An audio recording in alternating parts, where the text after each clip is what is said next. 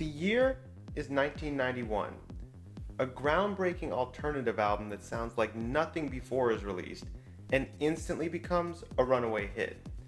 It combines disparate genres in unique ways, opens up new paths for guitar-based music, and in its omniscient popularity instigates a new era near instantaneously and sweeps away all the dinosaur rock bands of the 1970s and 80s.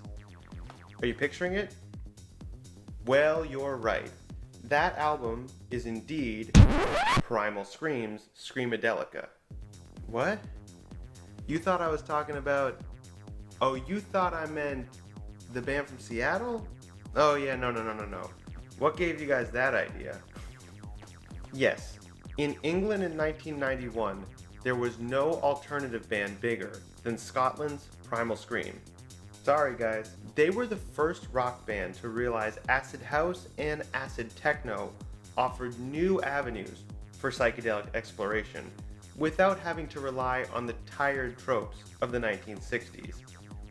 In doing so, they combined Rolling Stones-ish songs with the aesthetics of the legendary rave-soaked Second Summer of Love and created a sound, and more importantly, a vibe that stands out of time and sounds just as fresh and exciting today in the year 2022 as it did in 1991, which is a distinction it shares with precious few albums of any era, if we're being honest.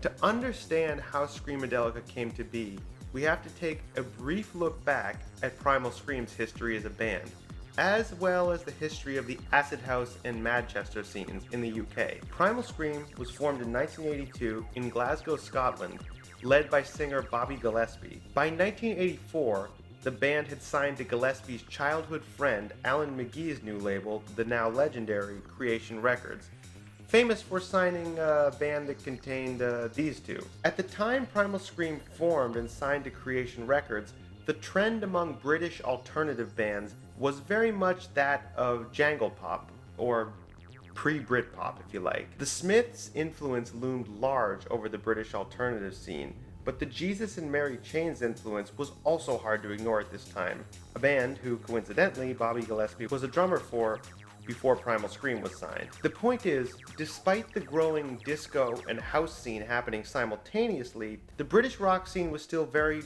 well, rock-centric at this time. Guitar, bass, drums, and nary even a synthesizer in sight. And listening to Primal Scream's first two releases, 1987's Sonic Flower Garden and 1989's self-titled album, we can see that Bobby Gillespie and co. very much fit into this aesthetic. Songs like Gentle Tuesday and I'm Losing More Than I Ever Have, keep note of that last song, played into the then British obsession with the jangly sound of Bird's Roger McGuinn's guitar mixed with Morrissey's detached and disinterested persona. In other words, Primal Scream were a popular, if unremarkable, British alternative band. However, things started to change in 1988 in a big way. The arrival of acid house was a shock to the system of the British music scene.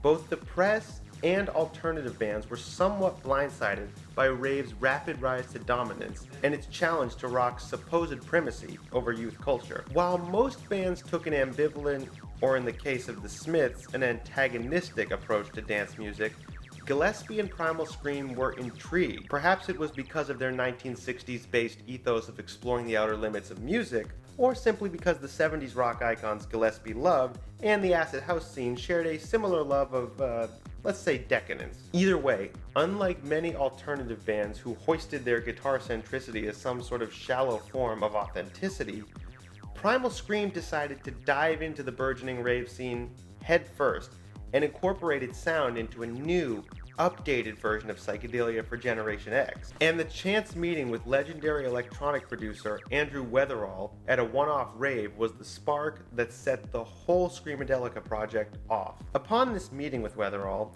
the band determined that their next album would execute on the vision of combining 60s flavored psychedelia with the trippy sonic landscapes of acid house and acid techno. The title they chose for this opus, appropriately, was Screamadelica. The weird thing about Screamadelica is how it actually starts out with a bit of a head fake. When you hear those opening Keith Richards-esque chords of Moving On Up, your first reaction, or at least mine, was, what does this have to do with acid house? This is just boomer rock. But it's not until the subtle hi-hats and the kick of the Roland 909 enter that it becomes clear.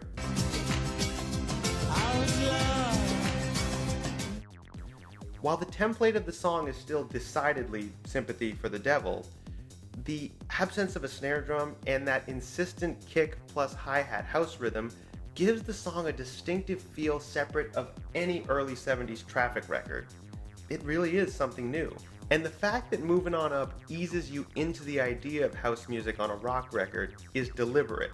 As I can imagine in 1991, there might have been some stodgy rock fans who might have needed some coaxing to appreciate the rhythms of house music. However, the second track of the album, a cover of the 13th Floor Elevators' Slip Inside This House, appropriately retitled Trip Inside This House, to me is the track that may in fact be the true centerpiece of the album.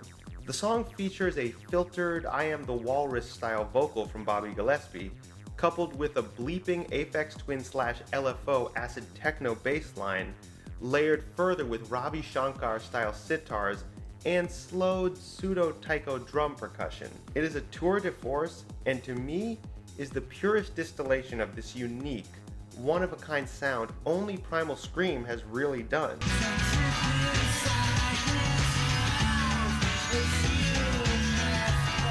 Moving on, Primal Scream not only excelled at the upbeat version of club music popular at the time, but also at the chilled-out, ambient, cooled-down version of said club music, similar to the KLF's Chill Out or the Orb's Adventures Beyond the Otherworld. On the amazing Higher Than the Sun, which in fact the Orb co-produced, they take all the best elements of ambient house and fuse them again with a psych rocker's mentality, both lyrically and structurally.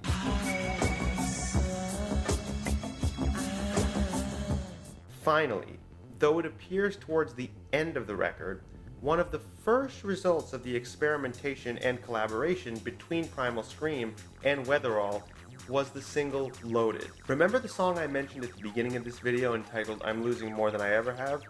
Well, on the orders from Gillespie, Andrew Weatherall chopped up I'm Losing More Than I Ever Have, added samples from old In Motion songs, resequenced it, and added a subtle acid house drum and percussion part. And the result is utterly glorious. It really does feel like being at both Woodstock 1969 and an outdoor all-night rave at the same time. Screamadelica is in my personal top 10 albums of all time. And if you haven't experienced this record all the way through, you need to do so stat. It changed music in so many innumerable ways when it was released. It opened up new avenues of psychedelia by incorporating acid house and acid techno. It showed that sampling and electronic production were just as important as how well one could shred a guitar solo. I can truly say that nothing sounded like it before or since, and as I mentioned earlier, it somehow sounds as fresh and innovative as it did in 1991 today in 2022, which cannot be said about 95% of albums out there, guys. Screamadelica is one of the best albums of all time, full stop. Maybe even the best rock record of the early 90s. Go listen if you haven't, and as the Scream said, don't fight it, feel it.